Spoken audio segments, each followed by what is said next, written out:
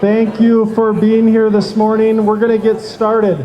My name is Nick Leonard. I'm the Deputy Administrator for Otter County. Four real quick things before we get started, in no particular order. Wi-Fi password. You might want it. It's Hotel 123, no caps. So if you need the Wi-Fi, Hotel 123 is the Wi-Fi password. Restrooms, right out in the hallway, right out there. There's coffee still, water.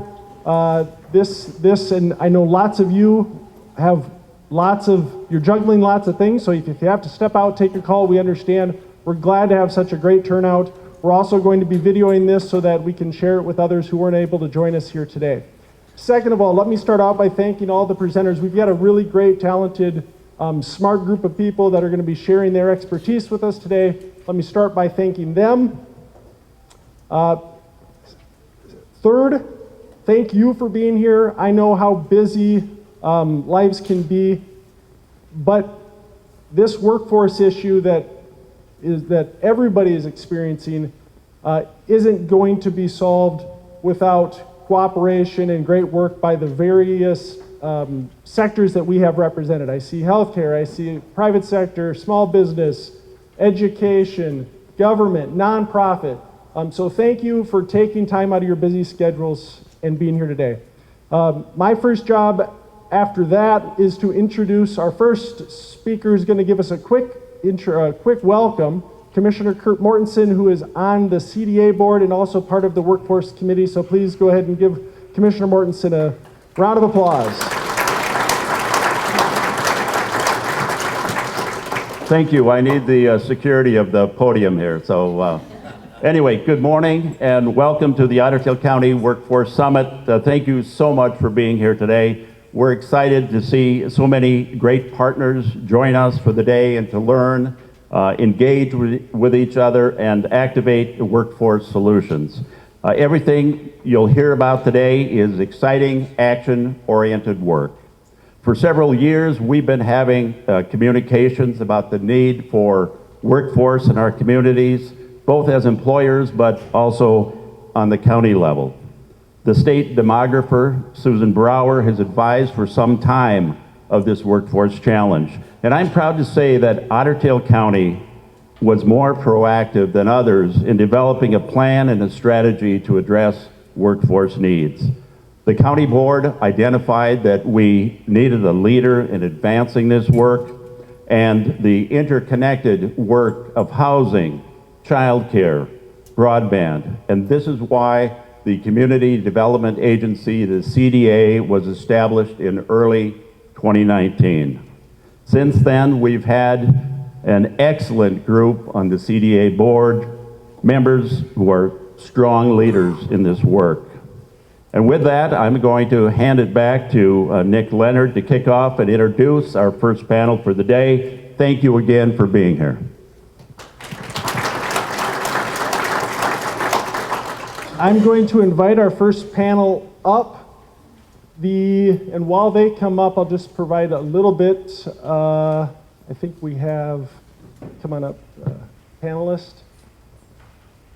We're going to start our day off really by trying to lay the groundwork. Thanks. Grab a seat right there and we'll make sure your microphones work. We're going to really try to lay the groundwork with some data. I was having a conversation with actually, and I won't say where, with someone running for an elected office recently. I said, what do you think are some of the biggest issues? And the response was job creation. And I thought to myself, okay, there's a lot of businesses that would disagree with you right now. I didn't say that. I just said, okay, that's an interesting perspective. So I do believe that there's a real disconnect between what our business is and what is happening on the ground and what other people realize. And so this is really about laying some groundwork, providing some data around the workforce needs. And so I'm thrilled to have these panelists with us. I'm going to let them introduce themselves because I won't remember all of your titles. But let's make sure these are working. All right. Do you want to start us off, James? Sure. My name is James Roman Soldier. Workforce strategy consultant for the Testing. All right, there we go.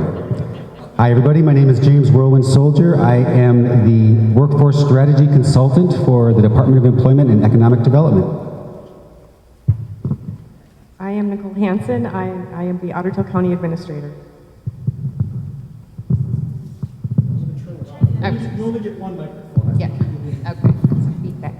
Good morning, I'm Carrie Brimhall, President of Minnesota State Community and Technical College. We have campuses in Detroit Lakes, Fergus Falls, Moorhead, Wadena, and 2 sites in Alexandria and North Minneapolis. Very excited to have all of you with us. So I'm going to start, the first question is for all of you. All right, the county's available labor force was projected to decline by almost 5% from 2020 to 2030. COVID also made major impacts on the workforce environment. How do you see the combination of demographic change and COVID playing out in the current environment? You want to get us started, James? Sure. So first off, I did provide some slides. Somebody have the slide? Sorry, I know they're probably out of order now. I apologize for that. But if you look at this slide, you're going to see that workforce participation has been declining for a while. And just like you mentioned, it's something that we've known about.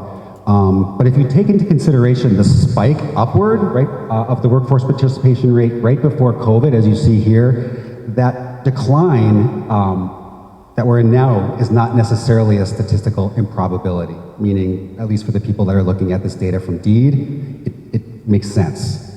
And they also very clearly state that we should continue to expect to see this decline into the future. And just for the record, I'm sure a lot of us know here, job vacancy rate is the highest it's ever been recorded, and unemployment is the lowest ever recorded. So can we jump to the next slide? I promise I won't take up all the time. So what's interesting about this one is you see 2 groups growing right here. You see the ages 14 to 18, and you see 35 to 44. The 14 to 18 is pretty cool because that is a change in trends. We've been recently seeing people in that demographic workforce participation declining. We're seeing something different now, probably because minimum wages are going up, job expectations and requirements are going down, allowing some greater entry. And you also see that number growing in 35 to 44.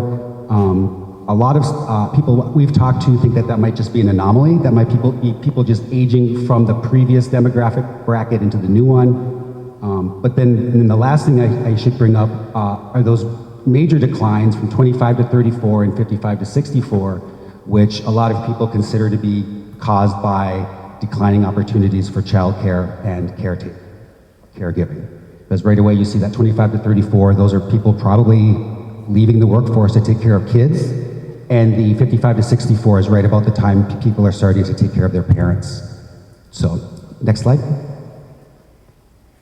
And this is where we see that too, right? We see a decline in, these are actual positions available for employment. People are either filling them or they're open. That 7% increase is actually, first off, an anomaly. It's weird. And number 2, it's really actually a low number. And then if you look at the actual nursing and residential care facilities declining, you can see that there's a connection there. And then I have one more slide, I think.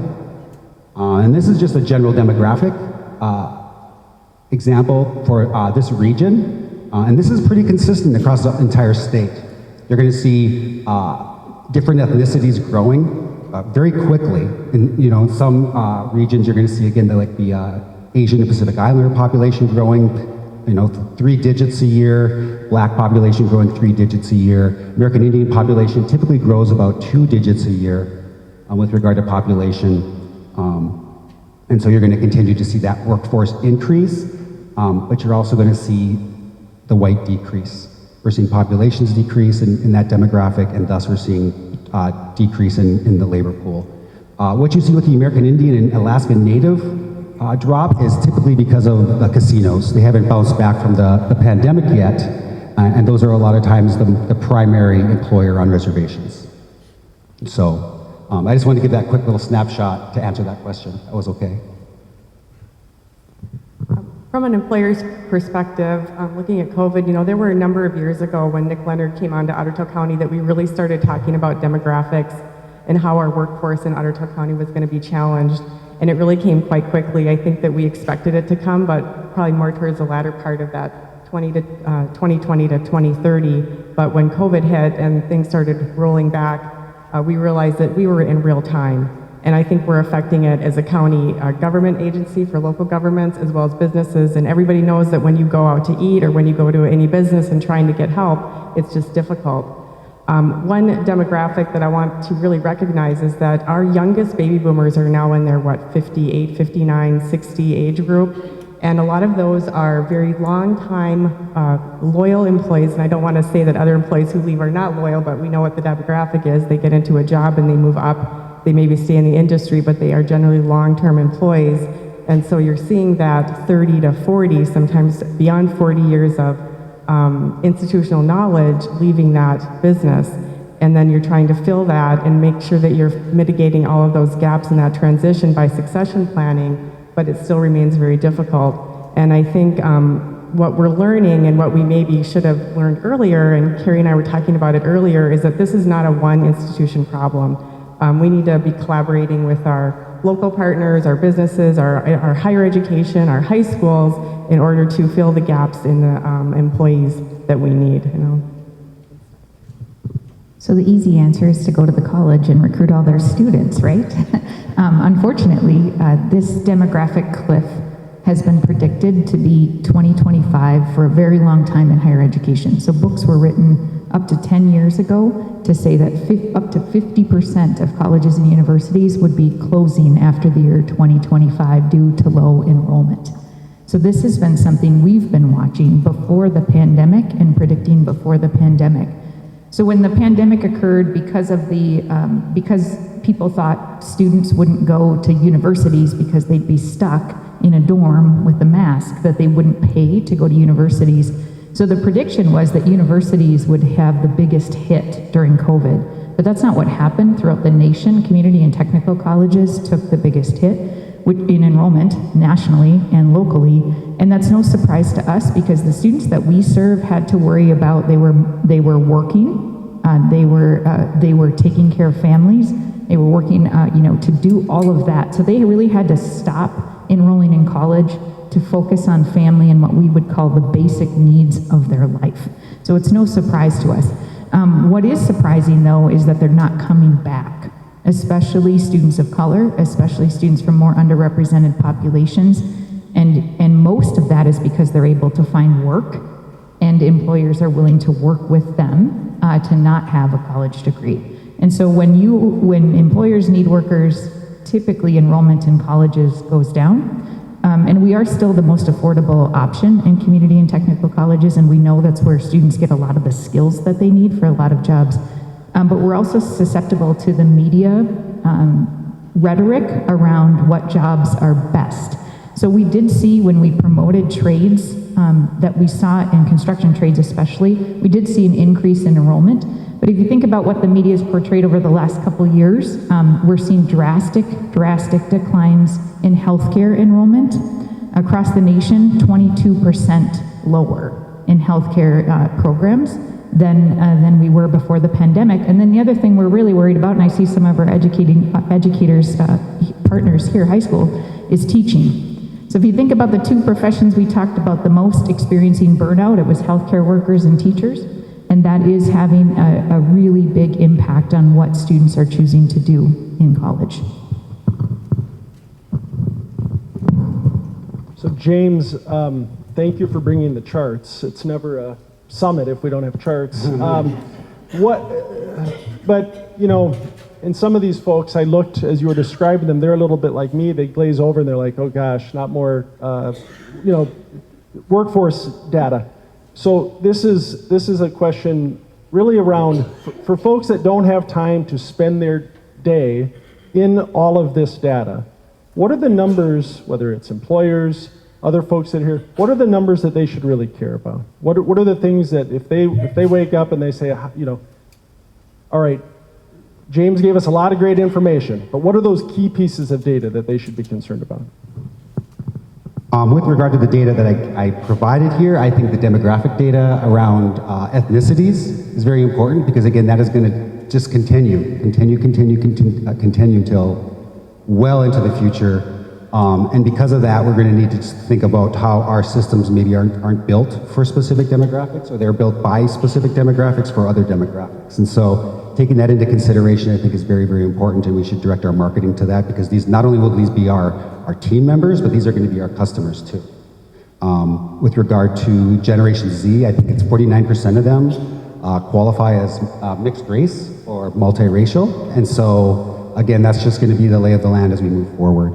I also think that remembering that workforce participation rate is going to continue to decline is going to be important, because we need to remember that when we're employing people or we're recruiting people, if they're not coming from other places, we're probably headhunting more than we're recruiting. And so just keeping that in mind with regard to our neighbors and making sure that we're looking at this, like you said, and everybody said so far, as a collaborative effort, I think is important. We're all in the same boat.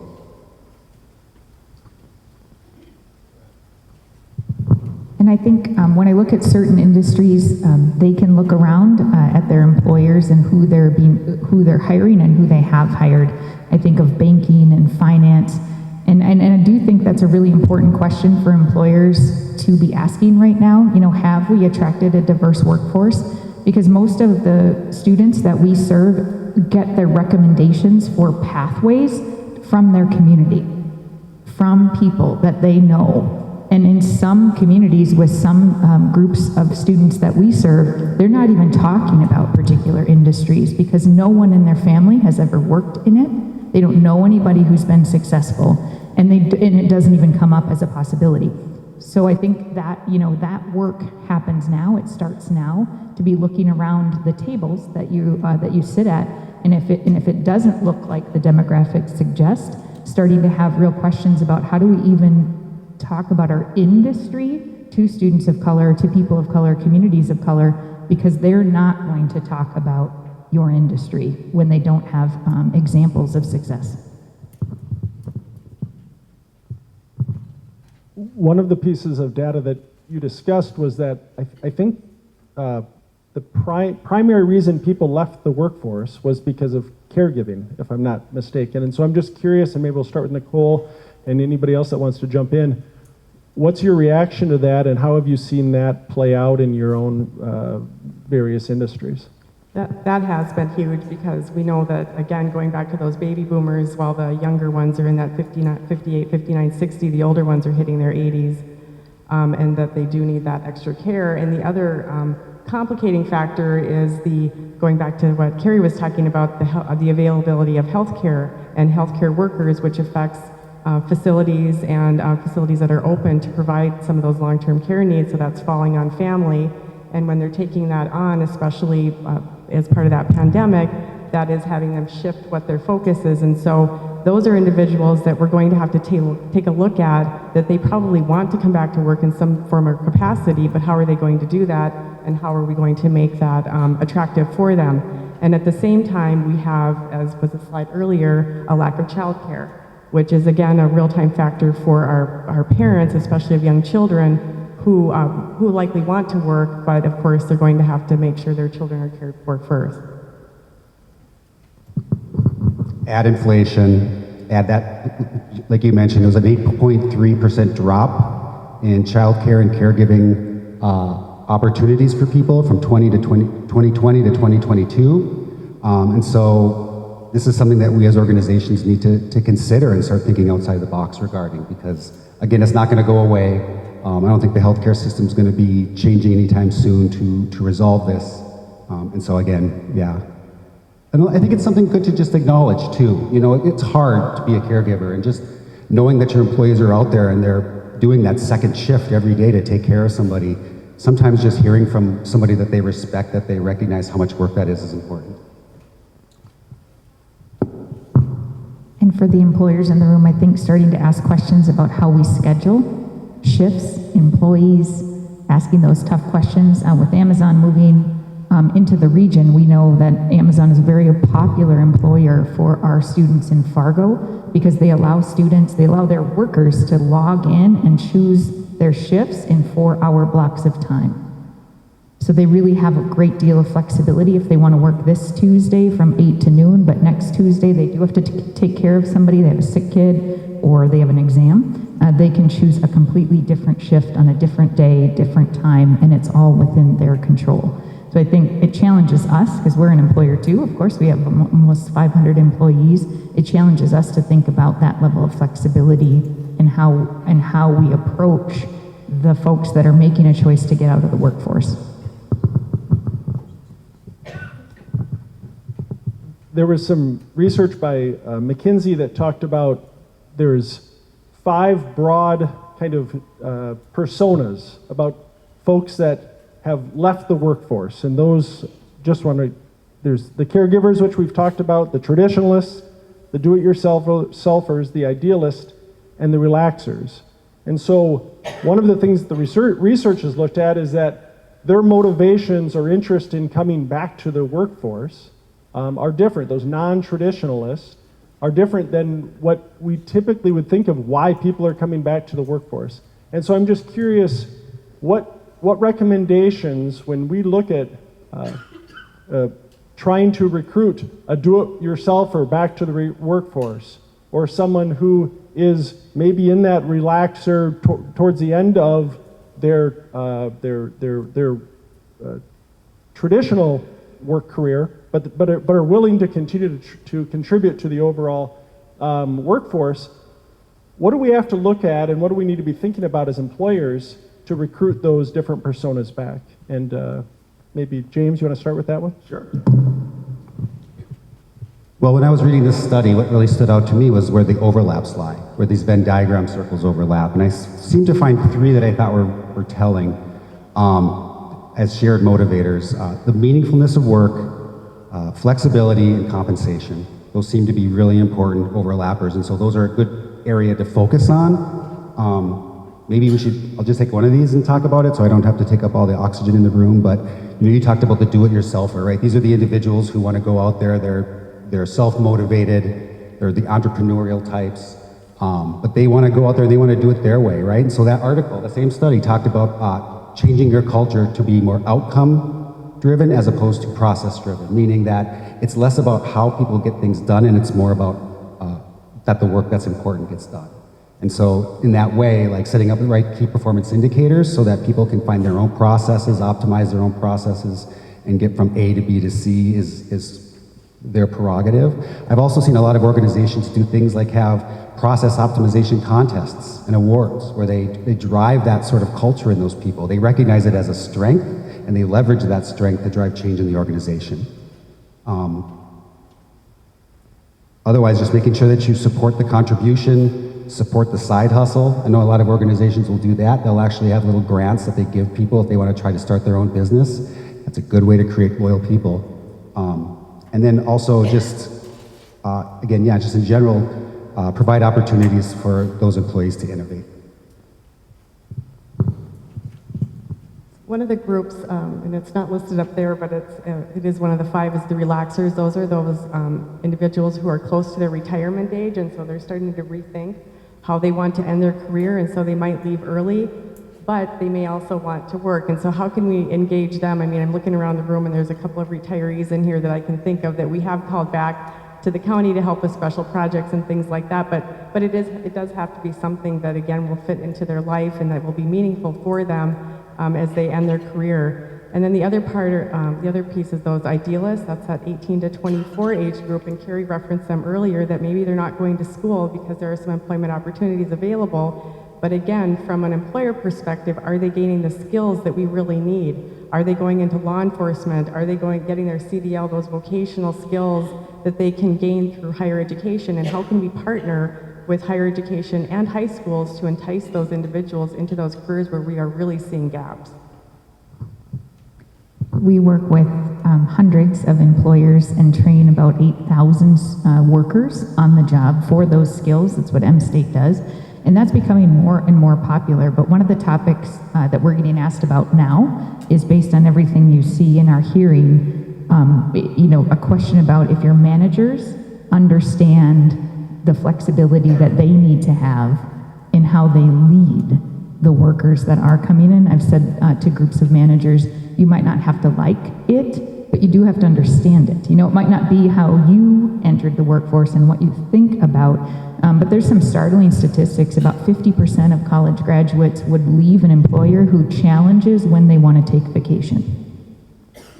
And they can do that because they can get employed somewhere else. And so there's just some real interesting ideas about what our graduates expect in a workplace. And we're doing a lot of work around leadership because, again, we don't have to like it, but we do want to retain our employees. And that does require a different skill set and mindset than perhaps we've been able to use in the past. I suspect everybody in the room has noted the level of mobility.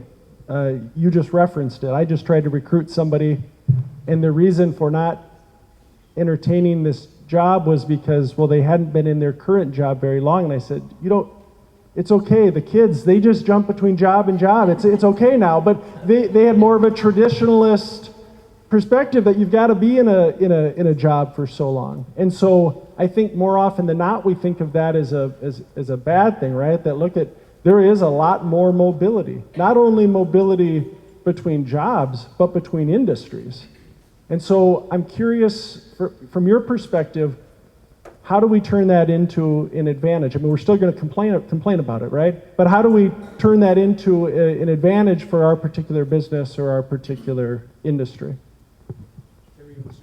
Sure, I'll just repeat what I just said. It really starts with managers and leaders looking at processes of onboarding. You know, we used to think, well, we can take a long time to onboard, but now as soon as that person leaves, we're rebuilding from scratch. And so it really does fundamentally change co-working ideas or having shared responsibilities, multiple people with the same job responsibilities so that you're not left. I think we all have been left in a pinch because somebody left that had all of the knowledge and was recruited away.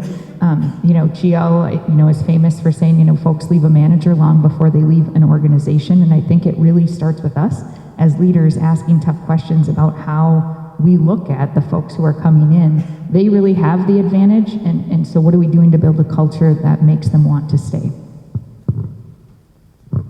One thing about mobility, it's healthy for the economy, it's healthy for your work environment, but you also have to grow and develop your employees so that they have those mobility opportunities. One piece that we're seeing in our law enforcement is that we have deputies who are leaving their deputy position, but they are going into other county positions, and they're being very successful because they have those transferable skills, and they have, like Carrie said, the support of the managers, both on law enforcement side and their new manager, to support and develop those skills, even though they're coming from a completely different industry. And having those opportunities, even between industries, I think can be very beneficial. It's just recognizing where those opportunities are and then utilizing them. Yeah, I think this could be an advantage in general just because it gives us an opportunity to maybe look at our minimum job qualifications. We're knowing people are jumping from industry to industry. They're coming into it expecting to be trained in. So again, offering training in-house, partnering with a local college or university is a great way to upskill individuals, create those partnerships with the community, and it's a win-win, right? Colleges and universities are struggling right now too, and so utilizing them to upskill our employees, I think, is a really great idea. Yeah, and it shows our employees that we're invested in them. But also thinking again about those minimum qualifications in a way where maybe you can get rid of some of them or change some of them. So the barrier to entry, right? If you know people are jumping from industry to industry, lower that barrier of entry, you actually broaden your scope of employees that are available to you, but then you just have to make sure that you have the training and systems in place where they can be successful. I think a couple of the areas where we saw overlap in that diagram, I think one was meaning and the other was flexibility. And looking in our audience, that's, it's not always possible. Flexible work is great for people that can be flexible. I'm looking at our folks from the hospitality industry. If someone needs to serve food, they don't get to pick and choose when that happens. Or if you need a hotel room or a hospital room cleaned, right? We can't be flexible in that. But I think recognizing that to the extent that we can, I'm curious, how can we embrace, lean into this idea of making work more meaningful, making jobs more flexible. And I'm curious what you've seen or what you're doing or what you've observed in other businesses or industries to really hone in on those two broad areas that clearly, whether you're a do-it-yourself or an idealist, like someone that's left the workforce because of caregiving, for all of those folks, traditionalist and non-traditionalist, that's going to be important for them to get back into the workforce.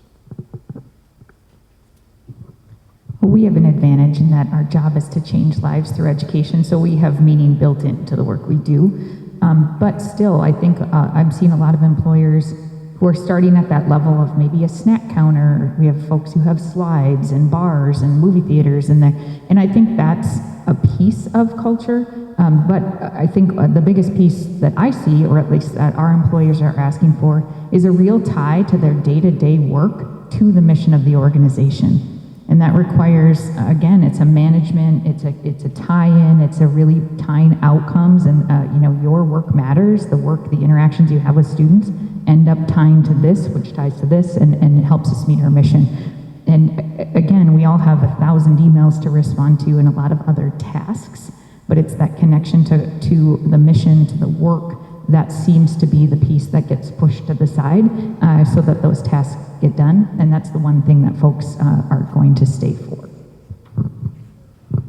At a leadership level, we try to recognize that we have different types of employees. We have our high performers. They're your doers are always engaged. They're going to be there for you. You have your low performers, where you have supervisors who spend a lot of time on, a lot of energy on, and focus on those low performers. But then you have that middle group, which is your largest group. And the important piece is how to keep them engaged. And going back to what Carrie said, what can you do to engage those and keep them there? Because those are the ones who are most likely to leave. They're not feeling the mission. They're not feeling like they're supported. They maybe don't have a lot of time with their supervisors, so they don't feel like they're getting what they need out of their job. And so it's really easy to focus on those high performers and the low performers, but it's the middle ones who will help your retention rates. So if you know me, I'm kind of a systems guy, otherwise my head would fly off my body. And so I always like to look at these sorts of things, especially organizational change, from that kind of lens.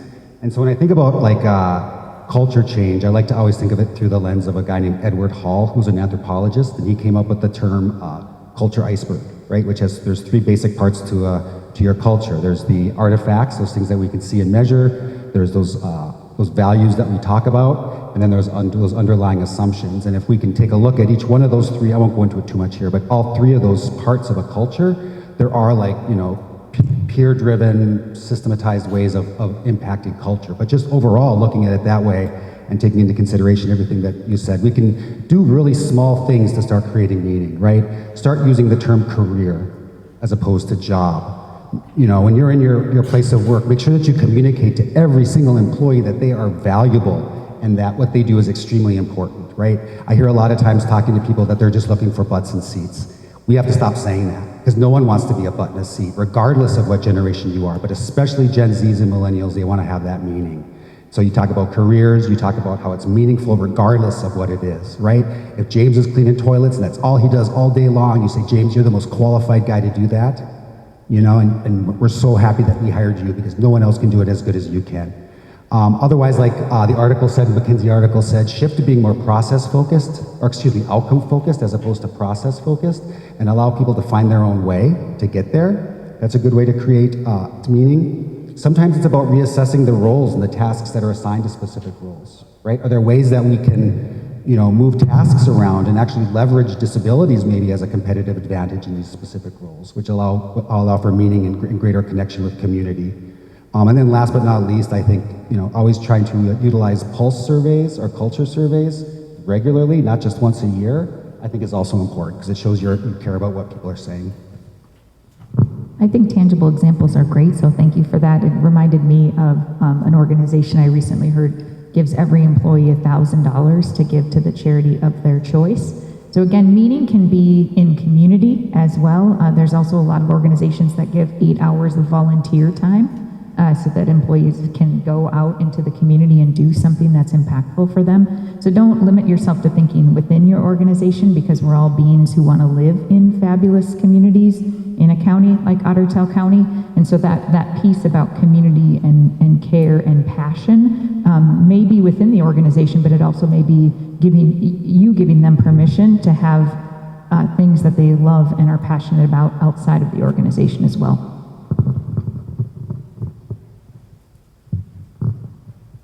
Okay, so we've got about 6 minutes. And I've got one more question, but I want to make sure we try to end these to make sure that you have an opportunity to ask questions of the panel. So let's start there. Who's got questions? Latham's not here, so usually I would call on Latham right away to get us started. He's not here, but who's got a question for the panel? All right, Latham. All right, I'm going to ask my question to give you time to think about it.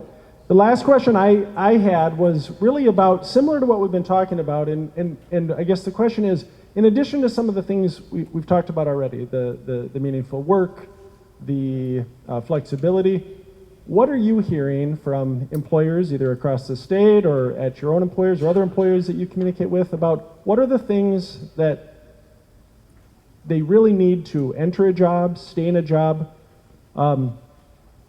but maybe conversely, what are the things that are certainly ensuring that they leave positions? Just curious what your perspective is on that. Well, from employers, every day we're getting asked, how can I get to your students faster than everybody else?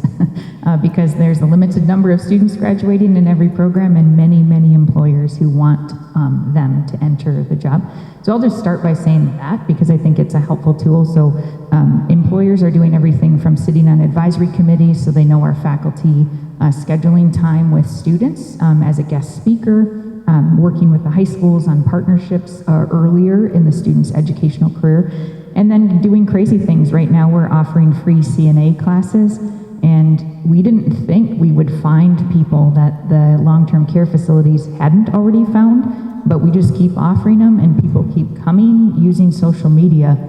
So we have employers talking about, what if I offered an entire cohort of nursing for free, an LPN program for free, and I paid for everything?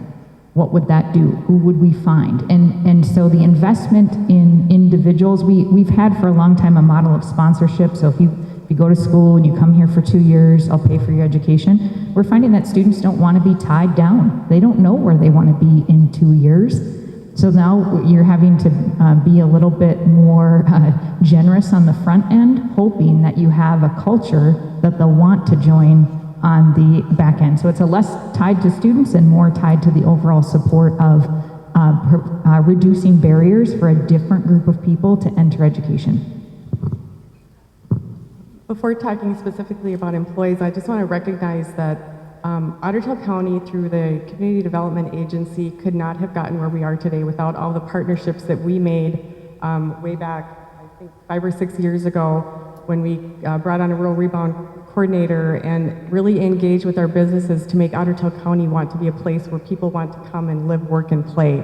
Because at that time we were recognizing that we needed to engage our workforce more, and we needed to engage others so that they would come to our community. And that was before we were competing with remote work, which we're now competing with.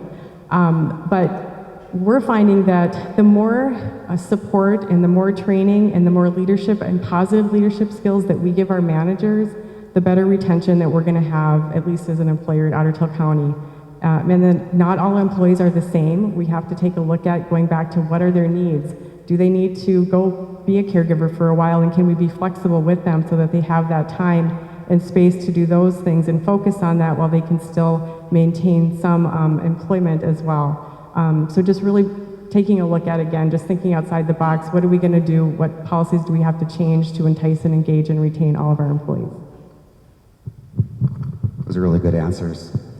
I'm just going to probably piggyback on all of those. So piggybacking on what you talked about with regard to community, a lot of the communities are talking about what they call the three-legged stool. That's workforce, childcare, and housing. And one thing that we're hearing, and even the statistics show us, is that is a deal breaker for a lot of people, and that is something that people need. And that's only going to come with these community relationships.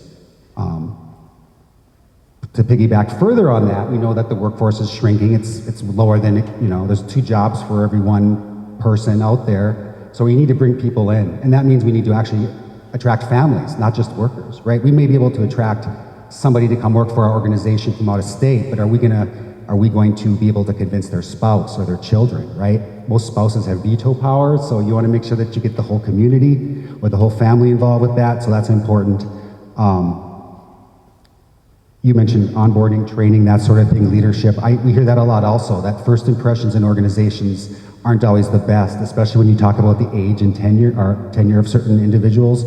I've talked to manufacturing organizations that have, typically they have people that have been working for them for 30 or 40 years, and then the other cohort is typically like just been there for 6 months or so. They're having the 30 or 40-year-olds train and onboard the new people, but the new people are leaving after 6 months. The people that are training are kind of getting bitter, like, why are we doing this? They're just going to leave anyway. This is a hassle. And so really it's kind of like a snowball effect where it's just becoming more and more of a negative experience, that first impression. And so hiring like leaders for attitude as opposed to skills sometimes might be a good way of doing that.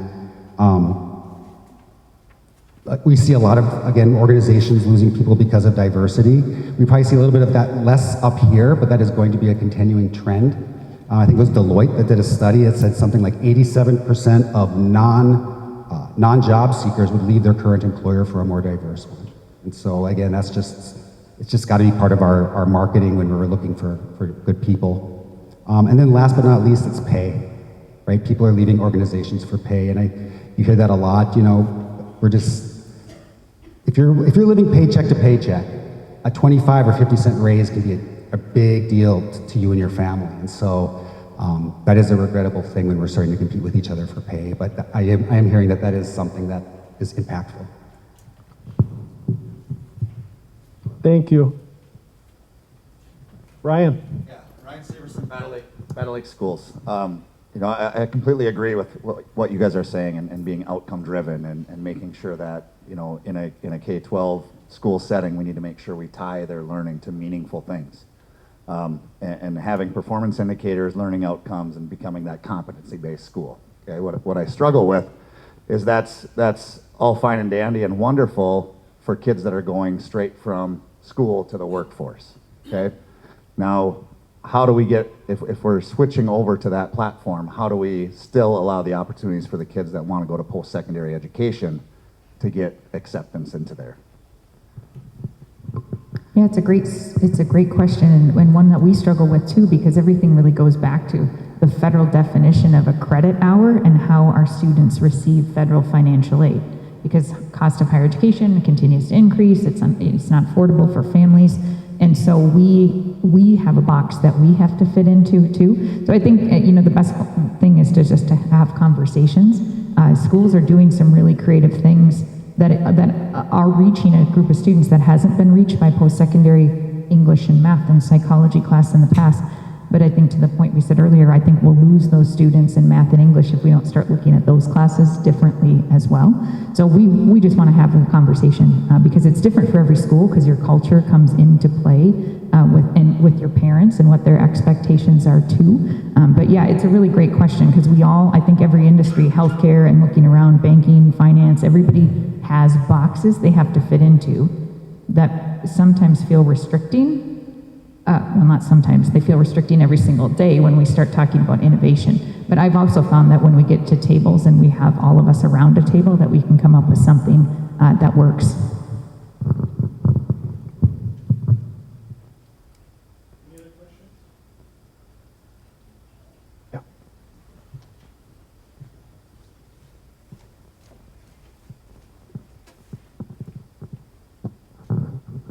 I'm Peter Hoppel. I'm the superintendent of schools in Parkers Prairie, and brand new there, but just some comments about attracting people. I was prior to this coming to Parkers Prairie, and 3 years of retirement before that, but I was up in the War Road School District, and I can tell you one of the things that attracts people or gives the spouse that veto power is schools. And major manufacturer in War Road, of course, is Marvin Windows and Doors. and they really supported their schools because they knew that to attract their people to their company, they needed to have a good school system. And they really worked with the school system in order to provide that. So I would just highly recommend that, employers really look at their K-12 schools to see how they can support programs. We've got in Parker's 2 brand new people in our ag department and our industrial tech department, and we need a lot of support in those areas in order to provide the kids with the opportunities to learn those skills that help them move directly into industry or move into even to the college level. So I think we need to have a lot more conversations between employers and the K-12 school system. I also think people need to market those relationships. I think this Minnesota humility doesn't always help every organization. Like we talked about diversity, these sorts of connections with schools and stuff like that. If you're strategizing in this way, you should make sure that you're communicating that on your social media, because that is going to make an impact on how people perceive your company, that meaningfulness question, and whether you are an employer of choice for them because you support that community. So wear it on your sleeve if you're doing it. And I think, just remembering that this is all cyclical, is the earlier you take folks and build those partnerships with high school students, the more you're going to be coming back to us and saying, there's not a critical thinking skill, or the skills aren't where they need, the communication skills aren't where they need to be. And so I think thinking of this as a continuum of education is really important, because the earlier you take folks, some 18-year-olds, some have no familial support, but some still have parents calling coaches and teachers saying, why is my child's grade not this way? And you're going to take them into your workplace. And so I think just understanding, again, with managers, there's a cost benefit analysis to everything, and when and how early you build those partnerships does impact how you manage the expectations of the employee as well. All right. See, I'd let you guys answer questions and then I get behind. So I stole 4 minutes from Amy and Sarah. Please, I want to thank our panelists here. Thank you very much, Carrie, Nicole, and James.